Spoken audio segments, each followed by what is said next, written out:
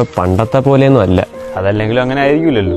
ഞാൻ അതല്ല ഉദ്ദേശിച്ച, നമ്മളെ പണ്ടത്തെ വാട്സപ്പ് ഗ്രൂപ്പൊന്നും ഇപ്പോൾ ഒട്ടും ആക്റ്റീവ് അല്ല. ശരി തന്നെ. ആകെപ്പാട് അതിനകത്ത് പറഞ്ഞ മെസ്സേജ് എന്ന് പറയുമ്പോഴത്തേക്ക് വല്ല 2GB നെറ്റ് ഫ്രീ കിട്ടിയെന്നാ, അല്ലെങ്കിൽ ഷെയർ ചെയ്തില്ലെങ്കിൽ ചത്തുപോകുന്നുള്ള വല്ല മെസ്സേജും ആയിരിക്കും. നമ്മളെ കൂടെ പഠിച്ചവരൊക്കെ ഇപ്പോൾ എവിടെയാണ്? അത് പറഞ്ഞപ്പോഴാണ് നമ്മളുടെ പഠിച്ചിട്ട് വിവേകില്ലേ, അവന്റെ കല്യാണമായി.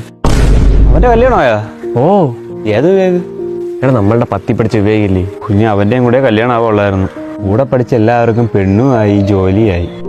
നമ്മൾ മാത്രം ഇപ്പോഴും ഈ പാലത്തിൽ ഇങ്ങനെ ഇരിക്കും. എടാ സംഭവം എന്തെന്നറിയാമോ, അവന്മാർക്കൊന്നും പക്വതയില്ല.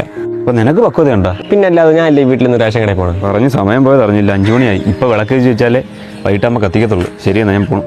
നീ പോകുമ്പോഴേ കുപ്പി കൊണ്ട് പോകണ്ടേട്ടാ. മണ്ണെണ്ണ ഇന്നലെ തീർന്നായിരുന്നു, ഞാൻ പോയപ്പോൾ കിട്ടിയില്ല.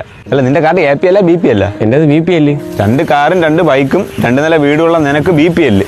ഒറ്റമുറി വീടും മണ്ണെണ്ണ വിളക്കുള്ള എനിക്ക് AP അല്ലേ? സമൂഹത്തിന്റെ ഒരു പോക്കേ.